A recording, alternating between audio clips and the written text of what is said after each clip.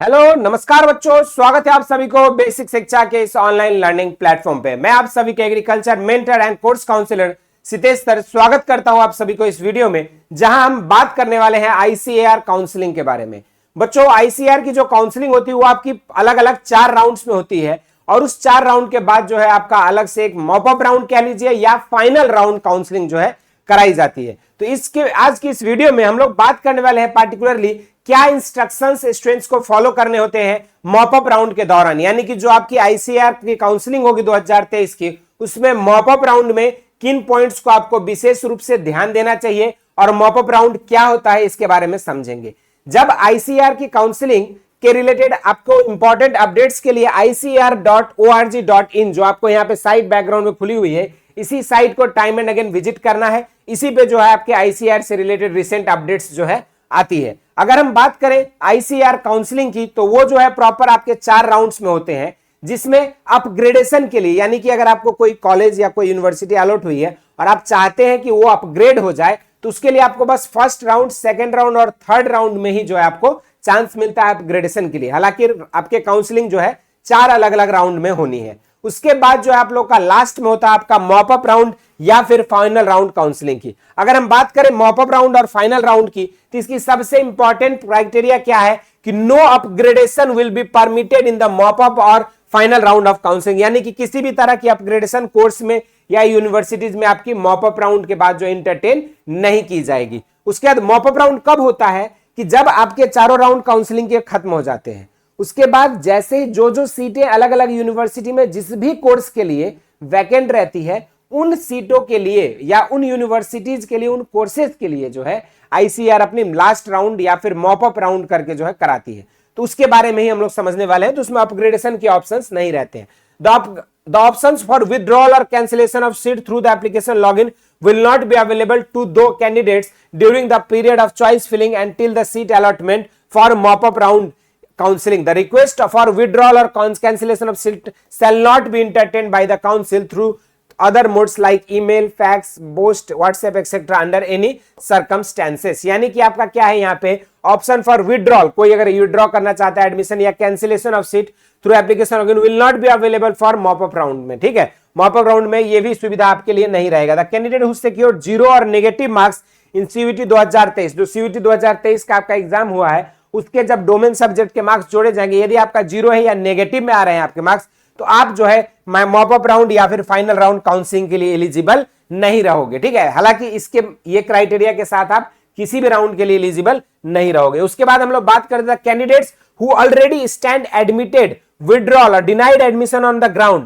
that they did not meet the prescribed eligibility requirements in the previous round are not allowed to participate in the mop-up round। यदि कोई बच्चा पहले ही first round second round में छट गया है कि आप एलिजिबल नहीं है आईसीआर काउंसलिंग के लिए, तो वो जो है मॉपअप राउंड या फिर फाइनल राउंड काउंसलिंग में वो पार्टिसिपेट नहीं कर सकता है। After left over candidate who could not registered for the first round of counselling are allowed to participate in the mop up round of counselling by paying the prescribed counselling registration fee 500 rupees provided that they fulfill the prescribed eligibility in the respective information bulletin available at ICAR.in इस पे और online counselling browser पे। जो आपकी counselling browser होगी उसकी eligibility criteria, हालांकि क्या एलिजिबिलिटी क्राइटेरिया आपके 50% से अबव मार्क्स होने चाहिए और आपके डोमेन सब्जेक्ट्स वो आपको अपीयर किए होने चाहिए सीयूईटी में, जिससे आपने अपने 12th पास किया है। चाहे वो कोई भी सब्जेक्ट, 3 सब्जेक्ट का कॉम्बिनेशन दिया गया था, पीसीबी, पीसीएम, एबीसी और पीसीए, जो भी आपके 12th में है उनमें से 3 कॉम्बिनेशंस आपको, ये चारों में से कोई एक सब्जेक्ट कॉम्बिनेशन चूज करके एग्जाम्स देने थे। ये बेसिक एलिजिबिलिटी क्राइटेरिया आप अगर फुलफिल किए हो तो आप कर सकते हो। यदि आप एलिजिबिलिटी क्राइटेरिया नहीं फुलफिल कर सकते हो तो फिर आपको जो है यहाँ पर कोई चांस नहीं मिलेगा। अगला बात करते थे candidate who had registered during the first round of counselling, paid the prescribed registration fee but could not fill their choices are also allowed to participate in the mop-up final round। यानी कोई यदि बच्चा first round में ही registration अपना कर लिया है, लेकिन अगर वो अपनी चॉइस फिलिंग नहीं कर पाया, तो वो बच्चे भी विदाउट एनी फी पेमेंट के साथ वो जो है फाइनल राउंड काउंसलिंग के लिए एलिजिबल होंगे, जो आपके मॉपअप राउंड काउंसलिंग होगी। उसके बाद the candidate who had registered during the first round of counselling paid the prescribed registration fee where and seats were allotted seats but could not upload their document for verification by the university and pay the fee, seat admission fee due to any reason, are also allowed to participate in the mop-up round of counseling, however exempted from paying the fee, registration fee। यानी कि देखिए दो cases में, यदि कोई बच्चा registration किया first round में लेकिन वो अपनी चॉइस फिलिंग नहीं भर पाया तो वो भी एलिजिबल होगा, उसको कोई एक्स्ट्रा फी देने की जरूरत नहीं है। और यदि कोई बच्चा फी दे दिया है, चॉइस फिलिंग भी किया, लेकिन यूनिवर्सिटी में सीट अलॉटमेंट के बाद वो यूनिवर्सिटी में सीट पे नहीं कर पाया या फिर किसी भी रीजन से नहीं हो पाई उसकी फिक्स, तो वो जो है आपको भी एलिजिबल होगा मॉपअप राउंड के लिए विदाउट एनी फी। उसको जो है किसी भी तरह का फी देने की जरूरत नहीं पड़ेगी मॉपअप राउंड में। The candidates who had registered during the first round of counselling paid the prescribed fee, fill the choice, but were not allotted any seat till fourth round of counseling, are also allowed to participate in the mop-up round or final round of counseling. They are however exempted from paying registration fee। यानी कि 3 criterias हो गए, किसी को allot नहीं हुआ तो भी एलिजिबल है, किसी को अलॉट हुआ लेकिन वो फी पे नहीं कर पाया वो भी एलिजिबल है, और किसी को यदि फी पे किया लेकिन चॉइस फिलिंग नहीं कर पाया तो वो भी एलिजिबल होगा। और तीनों ही केसेस में आपको किसी भी तरह के एक्स्ट्रा फीस जो है देने की जरूरत नहीं पड़ेगी। अगला हम लोग बात करते थे, above allowed candidates are required to fill their fresh choice for the vacant seat only as displayed in the counseling portal and their previous filled choices if any automatically stand cancelled and will not be considered for the round। यानी कि इन सब cases में जो है mop up round के लिए आपको fresh choice filling करने की जरूरत पड़ेगी। आपकी जो पुरानी चॉइस फिलिंग है वो कंसीडर नहीं किया जाएगा। यदि आपको कॉलेज अलॉट नहीं हुआ है, अलॉट हुआ है और आपने फी नहीं पे किया है या आपने चॉइस फिलिंग नहीं भी की है, तब भी आपको क्या करना होगा, आपको फ्रेश चॉइस फिलिंग करनी होगी और उसी के बेसिस पे जो है आपको मॉपअप राउंड में यूनिवर्सिटीज और कॉलेजेस अलॉट किए जाएंगे। In case any qualifying exam board is not considered for admission by any agriculture university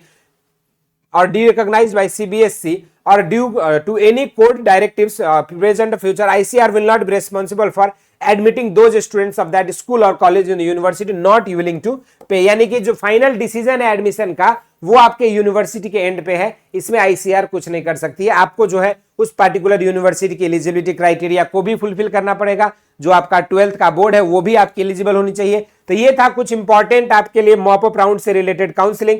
जैसे ही आपके ICR के काउंसलिंग खत्म होती जाएगी उसके बाद आपको मॉपअप राउंड के लिए अलग से नोटिफिकेशंस आएंगे। लेकिन मॉपअप राउंड में कौन से बच्चे एलिजिबल होंगे, क्या आपकी क्राइटेरिया है, किस तरह से कॉलेज अलॉट होते हैं, इस पे जो है बातें हमने इस वीडियो में किया। अलग से आप लोगों को मैं सेपरेटली कौन कौन से यूनिवर्सिटीज आपके लिए अवेलेबल रहते हैं मॉपअप राउंड के दौरान, इस पे भी वीडियोस आपको अवेलेबल होगा। तब तक के लिए आप लोग जो है ICR से रिलेटेड कोई भी अपडेट के लिए जरूर से कमेंट सेक्शन में मेंशन करें और जुड़े रहें। CUET से लेकर ICR से संपूर्ण अपडेट्स के लिए बेसिक शिक्षा को सब्सक्राइब करें। और CUET की 2024 या ICR 2024 में आपको अगर ड्रीम है किसी एक एग्रीकल्चर यूनिवर्सिटी से अपना BSc ऑनर्स एग्रीकल्चर और उसके अलाइड कोर्सेज करने का, तो बेसिक शिक्षा पे हम लोग शुरू कर चुके हैं आप सभी के लिए वरदान बैच फेज 1, जिसकी लाइव क्लासेस 5 सितंबर से शुरू हो रही है। तो जुड़ना ना भूलें। धन्यवाद।